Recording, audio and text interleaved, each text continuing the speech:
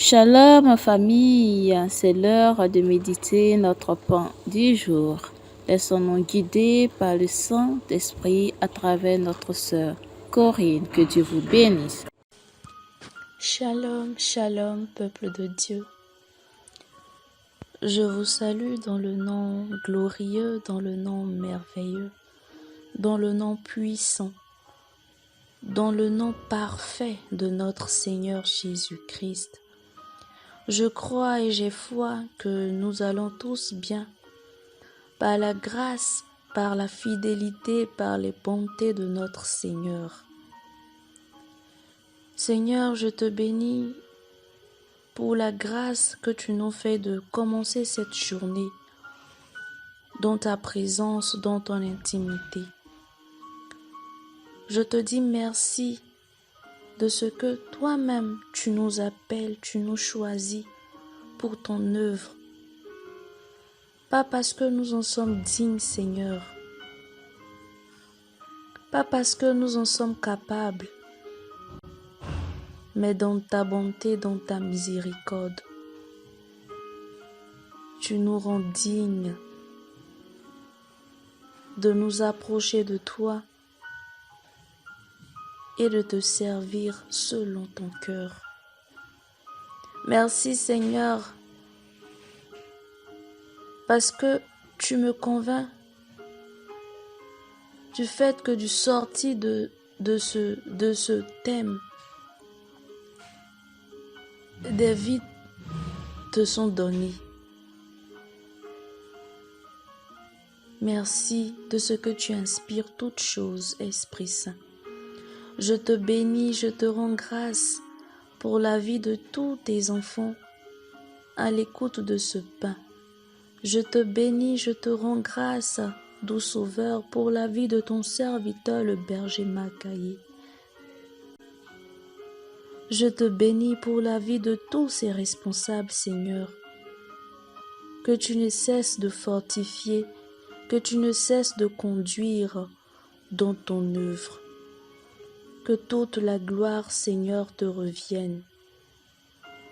Béni sois-tu. Béni sois-tu. Merci Dieu Saint. Je te prie, Saint-Esprit, de prendre le contrôle de ce moment. Que nous nous laissons guider par toi, d'un cœur disposé. Que tu nous enseignes encore ce soir. Que nous sortons, Seigneur, de ce temps rempli de toi. Nous avons besoin de toi. Nous nous attendons à toi en ce soir, Saint-Esprit.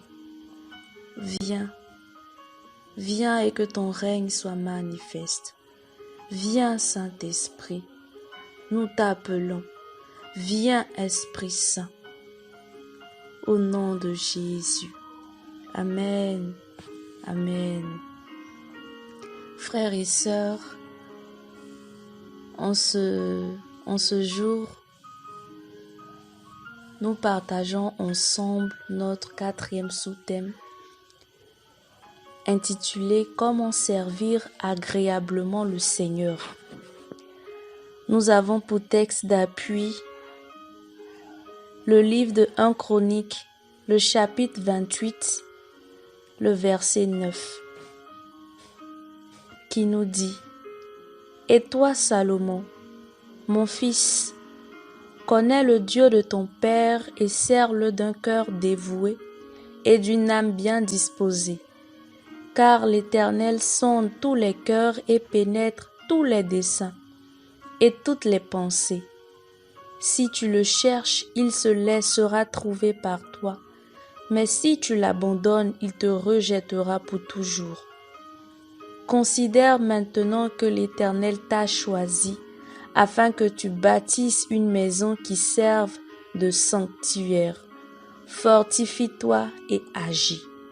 Amen, amen. Frères et sœurs, au travers de ce verset, nous voyons que pour pouvoir servir le Seigneur, il faut que nous le connaissions. Cela passe par la connaissance de notre Seigneur. Nous ne pouvons pas servir quelqu'un que nous ne connaissons pas. Le livre de Jean 4, le verset 22, nous dit « Vous adorez ce que vous ne connaissez pas. Nous adorons ce que nous connaissons, car le salut vient des Juifs. » C'était l'échange de Jésus avec la Samaritaine. Pour mieux servir le Seigneur, nous devons le connaître.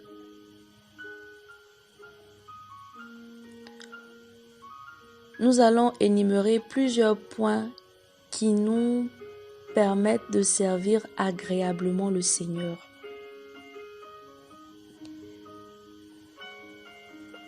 Le premier point, comme je viens de le dire, c'est la connaissance de notre Dieu, le Dieu que nous servons.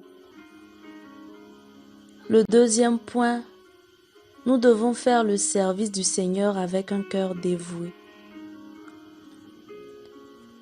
C'est-à-dire que nous devons faire l'œuvre avec amour, avec sincérité de cœur, avec joie, avec paix, avec justice, avec enthousiasme, avec empressement, avec piété. Le livre de Romains 12 au verset 11 nous dit « Ayez du zèle et non de la paresse. Soyez fervents d'esprit, servez le Seigneur. » Romains 14, 17 à 18 nous dit « Car le royaume de Dieu n'est pas le manger et le boire, mais la justice, la paix et la joie par le Saint-Esprit. Celui qui sert Christ de cette manière est agréable à Dieu et approuvé des hommes. » Comme troisième point, nous devons faire le service du Seigneur avec une âme bien disposée. C'est-à-dire que nous devons vivre d'abord dans une vie de sanctification du corps et de l'âme. Nous devons servir le Seigneur en toute pureté. Ésaïe 52, 11 nous dit « Partez, partez, sortez de là. Ne touchez rien d'impur, sortez du milieu d'elle. Purifiez-vous qui portez les vases de l'Éternel. » Nous devons faire l'œuvre du Seigneur en toute sainteté. Faire le service avec une âme bien disposée aussi, c'est faire l'œuvre fidèlement. Nous ne devons pas servir le Seigneur un jour, 2 jours et après nous abandonnons. Nous devons faire l'œuvre constamment, avec constance, en fonction de ce que nous avons résolu dans notre intimité avec le Seigneur, suite à notre engagement dans le service. Et cela, nous devons le faire même dans les difficultés. 1 Corinthiens 4, 2 nous dit « Du reste, ce qu'on demande des dispensateurs, c'est que chacun soit trouvé fidèle. » Nous devons faire l'œuvre du Seigneur avec fidélité.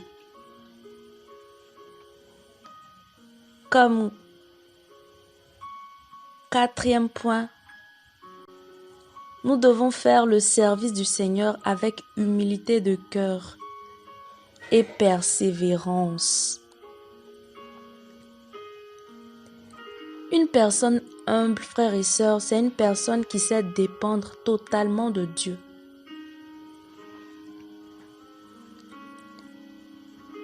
Le livre de Philippiens 2, les versets 3 à 9, nous invite au service avec l'humilité. Il nous dit « Ne faites rien par esprit de parti ou par vaine gloire, mais que l'humilité vous fasse regardez les autres comme étant au-dessus de vous-même. Que chacun de vous, au lieu de considérer ses propres intérêts, considère aussi ceux des autres. Ayez en vous les sentiments qui étaient en Jésus-Christ, lequel, existant en forme de Dieu, n'a point regardé comme une proie à arracher d'être égal avec Dieu, mais s'est dépouillé lui-même en prenant une forme de serviteur, en devenant semblable aux hommes, et ayant paru comme un simple homme, il s'est humilié lui-même, se rendant obéissant jusqu'à la mort, même jusqu'à la mort de la croix. C'est pourquoi aussi Dieu l'a souverainement élevé et lui a donné le nom qui est au-dessus de tout nom. Amen. Amen.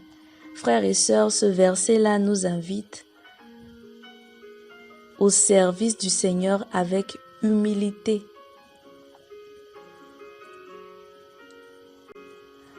Même dans les difficultés, dans l'œuvre du Seigneur, nous devons toujours persévérer.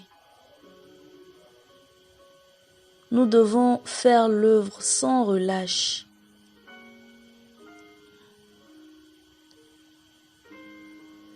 Et pour y arriver, pour faire l'œuvre du Seigneur afin de lui être agréable, nous devons faire chemin avec le Saint-Esprit. C'est inévitable. Parce que de nos propres forces, nous ne pourrions pas servir un Dieu saint. Étant des pécheurs, nous serons incapables nous-mêmes de servir le Seigneur comme il le désire. C'est en étant connectés au Saint-Esprit, au Paraclet, que nous arriverons à servir agréablement le Seigneur. C'est avec le Saint-Esprit que nous arriverons à être des vases utiles pour le Seigneur. Le Saint-Esprit est notre allié, c'est notre compagnon. Il n'y a rien que nous puissions faire sans lui, frères et sœurs.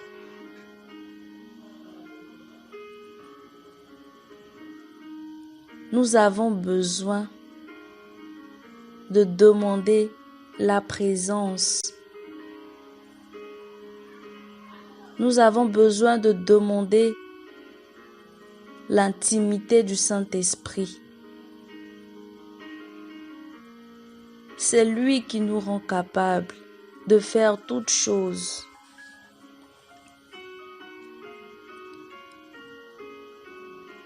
Saint-Esprit, je te prie de nous communiquer ta présence, de nous communiquer ton intimité. Nous avons besoin de toi. Nous avons besoin de toi, nous voulons te servir. Nous te prions de nous accorder les qualités dont nous avons besoin. Nous te prions de nous accorder la force pour te servir. Nous implorons ta présence. Remplis-nous, remplis tout ce que nous sommes. Remplis-nous, Saint-Esprit, enivre-nous de ta présence. Aide-nous à faire ton œuvre et que tu puisses l'agréer. Au nom de Jésus. Amen. Amen. Frères et sœurs, nous allons nous retrouver demain pour un autre sous-thème. intitulé « Que dois-je éviter dans le service du Seigneur ?» D'ici là, je nous invite à demeurer connectés à toutes les activités de cette plateforme, à rester connectés aux différents enseignements de tout notre cœur, afin d'être remplis, afin de grandir dans le Seigneur.